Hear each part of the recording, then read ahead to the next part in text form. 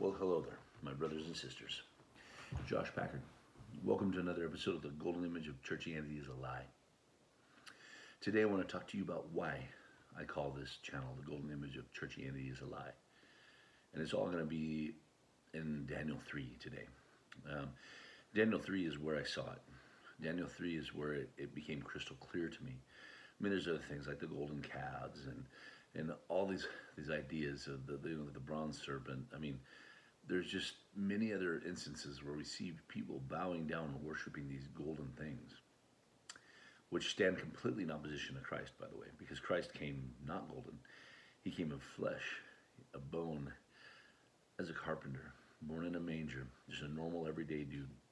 So normal you could never pick him out. And there's a verse that I love about whenever the Israelites come through the Red Sea, and I can't remember, it was pretty close to them coming through, but there's a part where God said, for Moses to build him an altar. And he says, make it out of dirt.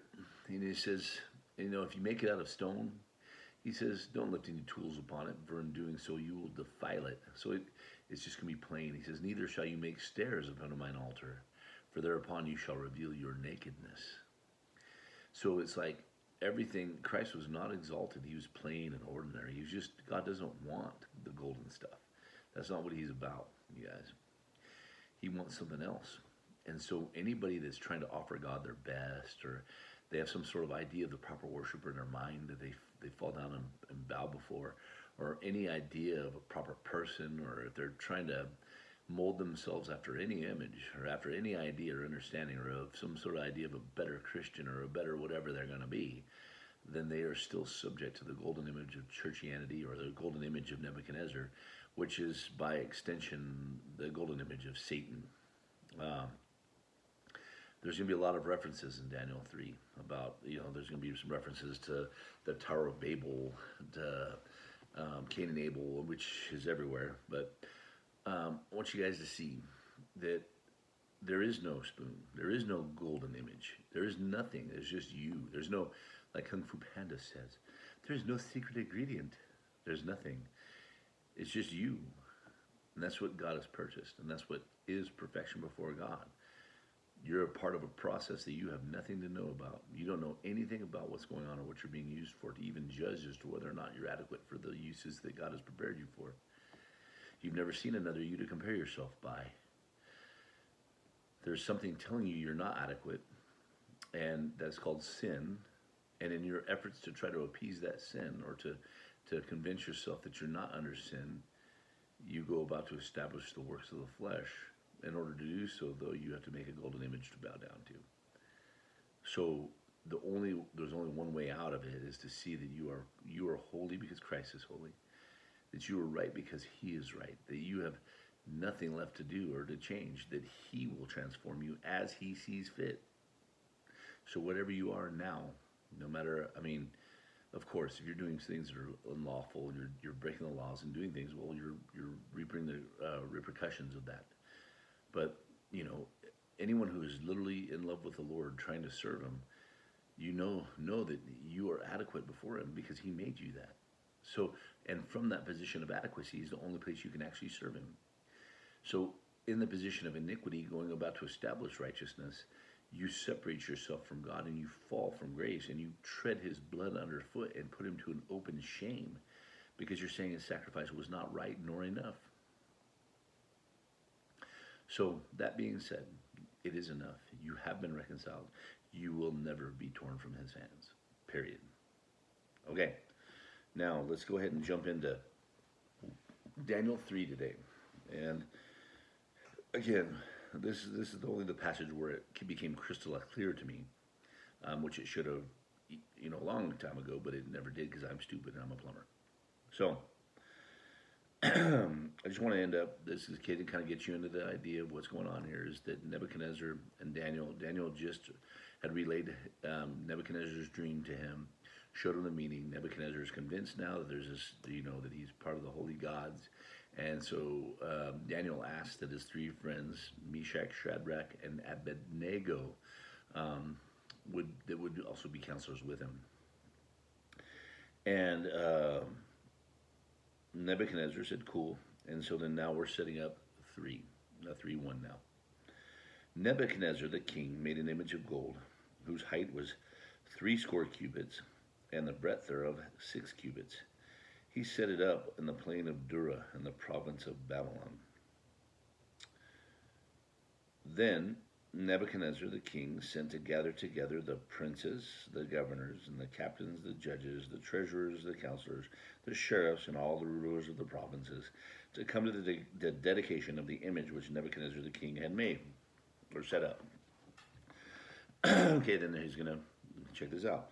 Then the princes, the governors, the captains, the judges, the treasurers, the counselors, the sheriffs, and all the rulers of the provinces were gathered together unto the dedication of the image that Nebuchadnezzar the king had set up. And they stood before the image that Nebuchadnezzar had set up. So it's kind of funny. It just seems like it's needless repetition, but I think he's trying to make a point that all these people who appeared to be leaders were subjecting themselves to Satan. Or to Nebuchadnezzar, by the way. Let's just put it that way. Let's use the context of the book. But Nebuchadnezzar is a type of Satan at this point, and you'll see here in a minute because you'll see him. It's all deception. He's all trying to put on this persona, like you'll see all day long today. There's smiles and everything else, but what's really behind it is treachery. Okay. So then a herald cried aloud, "To you it is commanded, O people, nations, and languages." Now, this is a kickback to the Tower of Babel, because all power wants to concentrate. So, in Satan and in the flesh, all the power wants to concentrate to Satan. And God is not that way. He wants to put all the power dispersed between all of us and each one of us individually, because each one of us is a manifestation of the wisdom of God.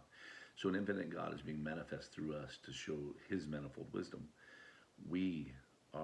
So God has invested himself into each one of us equally so that the power wouldn't have to concentrate. We'll be like the book of Judges, where every man did that was right in his own eyes. But then they came together when the time was needed. And God set up a head, and then as soon as there was no more need for the head, God dispersed the head. And that's kind of what's going on here. What we need to look at is that men have set up this need for other men to be in dominion over them, for accountability, for all these other reasons, for defense and security, to where God all the while has been our God. So if you looked in Judges, you'd see that, because when you hear from the pulpit all the time how they did that, they were sinners. They did that was in their mind, and that was wrong. Blah, blah, blah, blah, blah. Well, that's BS, because even after they had kings, and even after they had everything, they sinned. They still did the same things. They were disobedience, but they made a major sin whenever they put a king for themselves. See, God was their king all that time. Anytime they had need, they just called upon God. Now they were calling upon a man. Okay? This is all setting up for this golden image, you guys.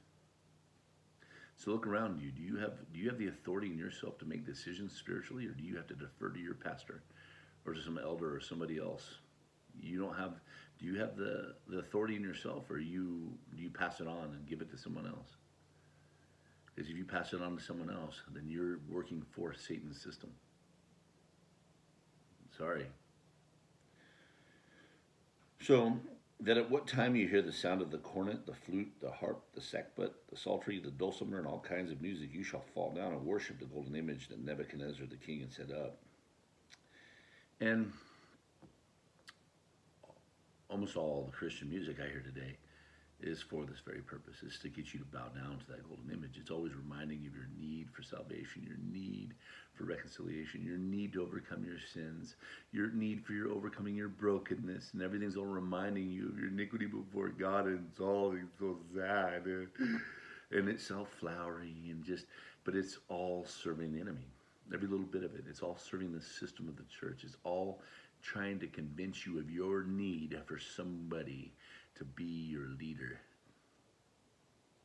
so that you'll submit yourself to some church somewhere, so some pastor that doesn't know his head from his ass, that is likely already under the control of Nebuchadnezzar and already willing to bow down before his image. And that's not fair and adequate, because I've seen a few pastors that are willing to stand up now lately. I've been seeing them come out. I guarantee you these are the called of God.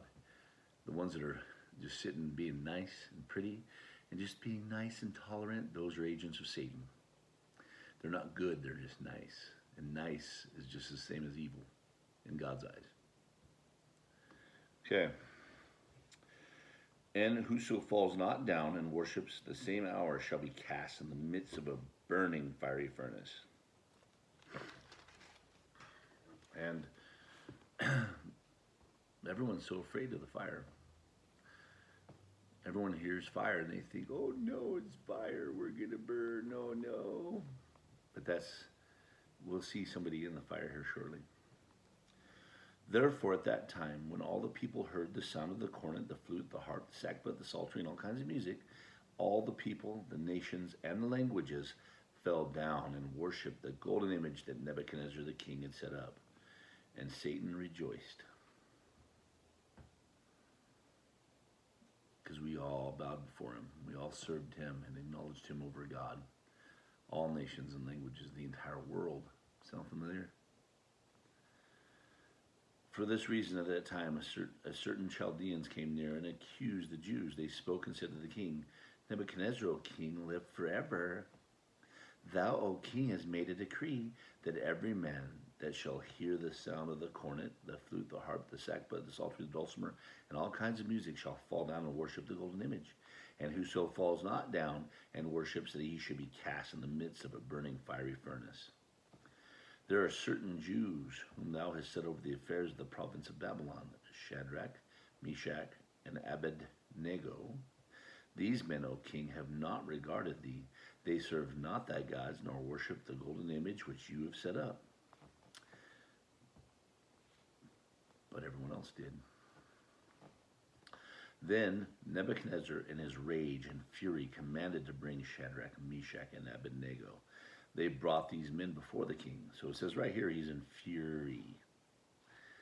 Nebuchadnezzar spake and said unto them, Is it true, O Shadrach, Meshach, and Abednego, that you not serve my gods, nor worship the golden image which I have set up?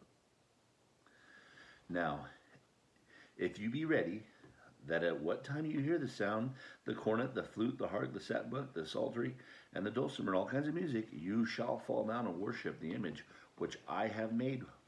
Well, if you do, good. But if you do not worship, you shall be cast the same hour into the midst of a burning fiery furnace. And who is the God that shall deliver you out of my hands? Ooh. So, let's start here. Shadrach, Meshach, and Abednego answered and said to the king, O Nebuchadnezzar, we are not careful to answer thee in this matter. If it be so, our God whom we serve is able to deliver us from the burning fiery furnace, and he will deliver us out of thine hand, O king. But if not, be it known unto thee, O king, that we will not serve thy gods, nor worship the golden image which you have set up.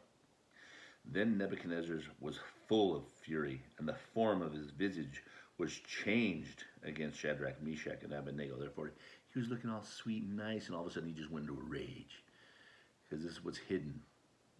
You know, we have a guy here in Idaho named Ammon Bundy that is revealing that in our politicians right now. They come all smiley like they're good, these good people, concerned for people, blah, blah, blah, blah, blah, until they're challenged. And as soon as their authority is challenged, they become these sick, demented bastards that are willing to strip you of all your rights and do stuff. And it's like, and this guy Ammon's just going around revealing it everywhere. And then people are hating him for it. And it's like he's revealing the truth to you everywhere. And you guys are just not willing to see it. Because it means you'll have to take a stand. And you don't want to take a stand. Because that would require something. Oh, by the way, I'm glad you're such a nice person to those around you. While you let your children's rights be raped and taken, to where eventually they're gonna force you to do stuff to your own children, just like the church is doing to you right now. They lie to you and they hand you over to Satan, and you turn around and hand your children to Satan, and you don't mind it. You just give them over. You see all these little kids running around with their parents putting these masks on their children, training them to be little sheep. Sorry guys, there's just so many parallels going on. This is not just by mistake, you guys. This is conforming all nations, languages, and tongues, all bringing them together to bow down before a golden image. And that's what you see all around you every day. And these people think that they're good, godly people because they're nice. But they're not. They're dead as they walk. And their king is the coronavirus. And Corona just means crown, you guys. Just so you know. I mean, there's no mistake in that either. So, anyways, let's move on. It says, then was Nebuchadnezzar's, he was full of fury, and the form of his visage was changed against Shadrach, Meshach, Shadrach, and Abednego.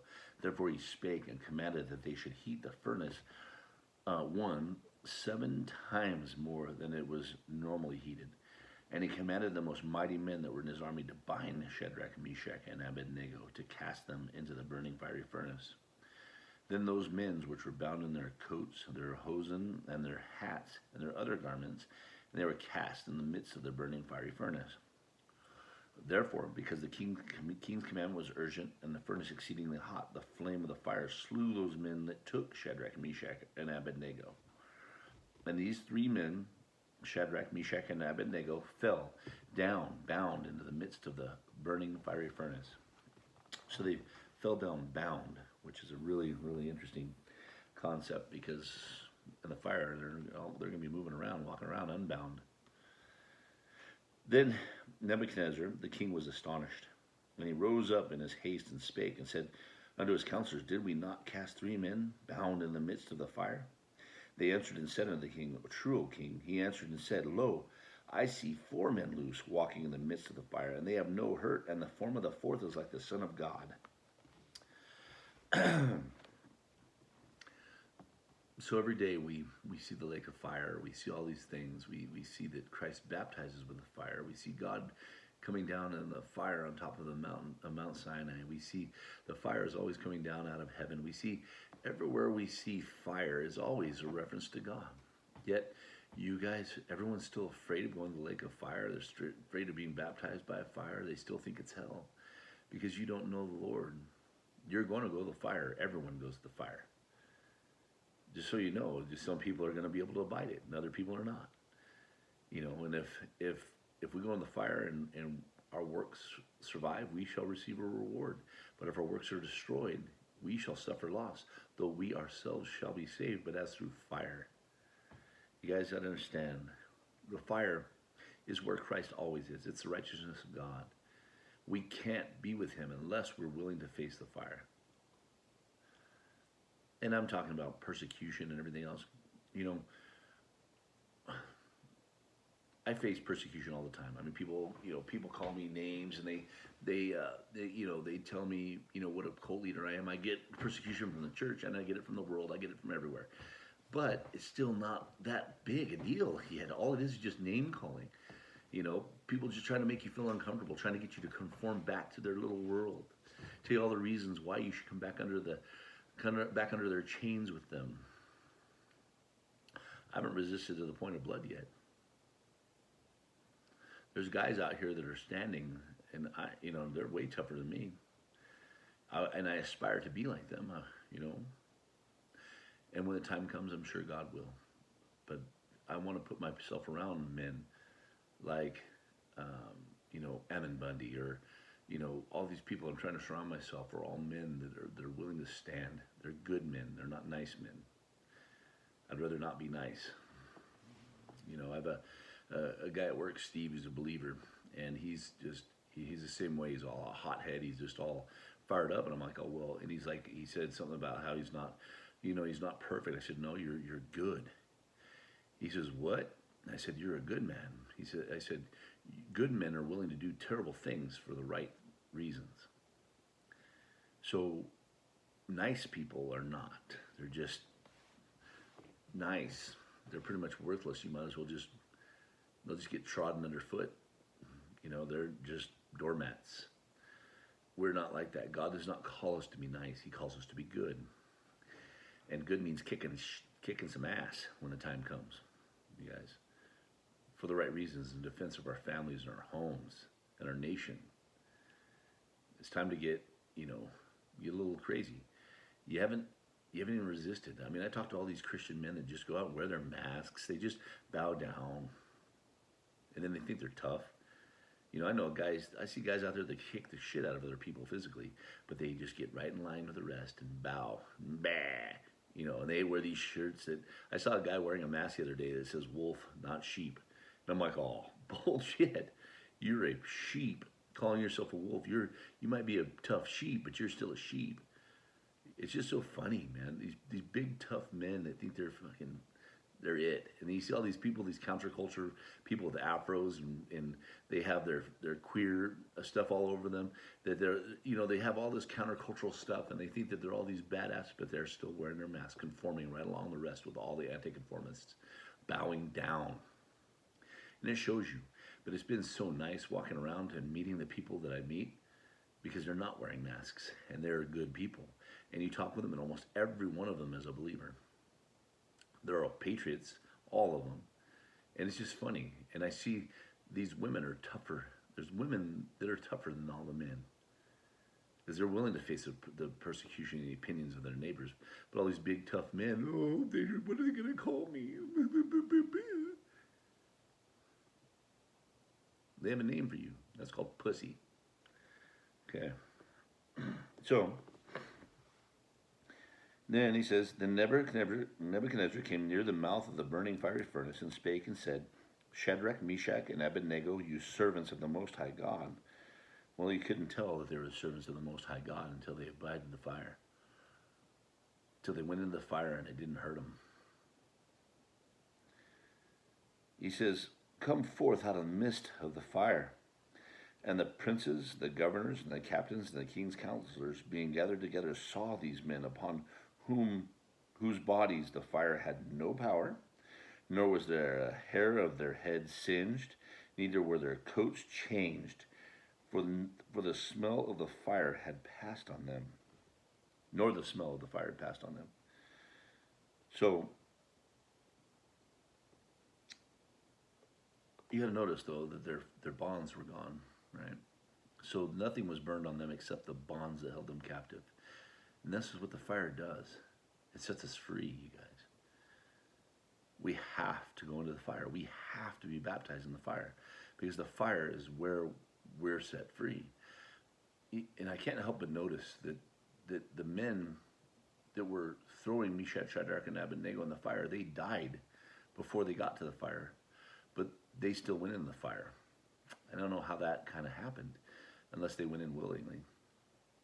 And I can't prove that with the scriptures, but it just seems that's something that we have to do experientially, because I'm going to tell you, God only lets you go so far until you put yourself in the fire, till you step out, until you try to become good, shall we say, for God's purposes, not like the good and evil, like we know the tree of knowledge of good and evil, but good.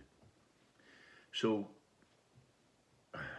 anyway, until we're willing to face persecution, until we're willing to step out of the camp, the very first thing you have to do is step out of the camp. And that's the hardest for most people, to leave all as you've known, to be like Abraham, to leave all that you know, your homeland, everything that you have, everything you know, and leave and come serve God. I mean, you had to. In Moses' time, he had to pull the tabernacle of witness out of the camp. He couldn't be in the camp with them anymore. And anyone that wanted to come fellowship with God had to come out of the camp. That's why Christ was crucified outside of Jerusalem, because you had to come outside of Jerusalem in order to worship with him. You guys, there's just so much going on here. Anyway, then Nebuchadnezzar spake and said, Blessed be the God of Shadrach, Meshach, and Abednego, who has sent his angel and delivered his servants that trusted in him, and have changed the king's word, and yielded their bodies that they might not serve nor worship any god except their own God. If you want to aspire to anything, this is it. This is it. Okay? The Lord spoke to me 3 times or 4 times that changed me. The first one was whenever I met him, and I was expecting judgment. He showed me, he saw everything that I had done. And I was ready for an axe. I was ready for something, some sort of beating and destruction. And I was just waiting for it to come down. And all I hear him say is, I love you. And that changed me. 1 second, I was a new man. Then I went serving after him, and I got caught back up in all the religious tendencies, because God showed me a glimpse first, like the burning bush of Moses. That was his first glimpse. But then he had to this is God's plan. This is where he needs to get you to. And then he brings him to it. Okay? So that's what I saw at my first glance. As I was free from all things, I was completely set up. I could see. I mean, I was just free and just I was full of joy and excitement. And then I went right back into the religion because I didn't know any better. My mind wasn't caught up with my quickening, shall we say? So I went back in and I was leading outreaches, doing all this crazy stuff, and I was just I get to the point where God says, I'm like, but nobody's growing, nobody's excited like I am, nobody's fired up over the scriptures, nobody's fired up over Jesus. They're just like, yeah, they go through the motions, and he's like, and I'm like, oh, what do I do, God? And he says, well, why don't you share a real problem you're having? Because I was doing nothing but Bible teaching, so everybody thought that I was this like great Christian. So I shared with them that I had the whatever problem I was going through at the time, and literally I lost half the people that were following me immediately. And I was like, what the heck? Because I thought the evidence that they were following me was what it was, meaning that I was right. But then I lost a whole bunch of them immediately, and then God said, and so immediately the ones that stayed grew because I was open for them. And I started seeing the process. The more I opened up, the more I was real, the more I was truthful, the less people would follow me, but the ones that did, they're the ones that grew. Okay? And the more I revealed myself, the more they grew. And so you get to the point to where you're not even trying to have anybody follow you. All you're trying to do is abase yourself so much that Christ can be shown. So you're not trying to put yourself over people. You're trying to lift them above you is what you're trying to do. So when I look at the pastors in the church, and they're not trying to lift people over them. They're not trying to tell people they don't have any need for the pastor. They're trying to convince you of your need for the pastor and for the church, rather than convincing you that you have no need for them, you have the need for Christ. And the church, and I'm not saying that as like no need for the church, because the true congregation is where we fellowship with believers. But to fellowship, you have to be utterly in the truth to fellowship. You can't be presenting yourself falsely or trying to imagine as you want to be perceived and think that you're going to have fellowship. Because they're saying, well, we come to church for fellowship. They think hanging out and doing things together is fellowshipping, and that's not actual fellowship. That's just hanging out. Fellowship only happens in truth. So like if two men are just trying to become friends, is the best way to put it, and they're presenting each other as they want to be perceived or how they feel the other person wants to see them as, they're false before each other. They could be 2 feet away from each other for 50 years and never truly know each other at all, because they're both passing a currency, a fake currency that they both agreed on, and it's not the truth. It's just false. That's why we can't fellowship with God, because we're trying to present ourselves false before God, conforming to an image, but by doing so, you deny Christ, you tread his blood underfoot and put him to an open shame, and you say that God's sacrifice was worthless. And so you can't fellowship with him, because your conscience won't yet receive that you are holy before him. So, anyway,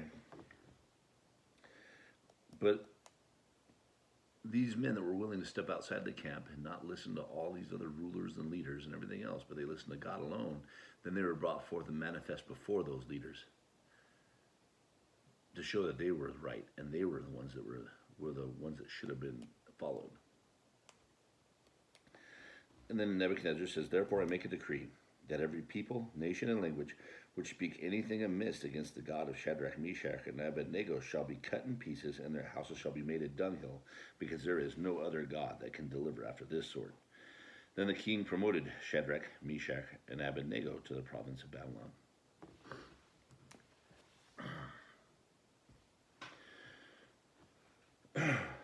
To serve God is to have trust in him yourself. This verse always sticks with me all the time, but it talks about when God will write his laws in our minds and upon our hearts, and it says that that no man shall need to teach his neighbor, know me, for all shall know me, from the least and the greatest. And this is something you need to grab a hold of, and you have the authority to believe whatever God is revealing to you personally. I don't care what your pastor says. I don't care what any man who stands on a piece of paper says, period. All I care about is the man who's subject to God. Whether it looks like you or me or looks like anything else, I don't care. I'll be able to see it in the truth. I'll see it as lack of hypocrisy. I'll see it as absolute manner of fearlessness, that God is his God, that he's not ashamed. He's not trying to pretend. He's not trying to fix himself. He's not trying to get you to fix yourself. All he does is seeks the benefit, the glory, and the honor of Jesus. These are the people I want to be around because they're tougher. They're more secure. They're good people. They're people I want to have my children raised around. I don't want spineless, nice people around me. So if you think godliness is being nice, I'm here to tell you, I want nothing to do with you. Go count yourself and stay with the enemy, because that's all you are, is an enemy to the rest of us. And you try to weaken those that are good with your tolerance. Screw you. And I hope God brings massive wrath upon you in your life. Okay, Jesus, please give us the strength to stand. Give us the honor and the integrity and the virtue that we need to do your will and to honor you and to take that kingdom by violence. Father, we love you. We thank you for all that you do, that we are not subject to the world, that we don't bow down before any man. Thank you for loving us. Thank you for washing us. Thank you for cleansing our consciences and anointing our minds, that all the distractions are quiet. We love you and we thank you. We love you, Jesus. Amen. All right, you guys, have a wonderful day and go kick some booty. All right, bye.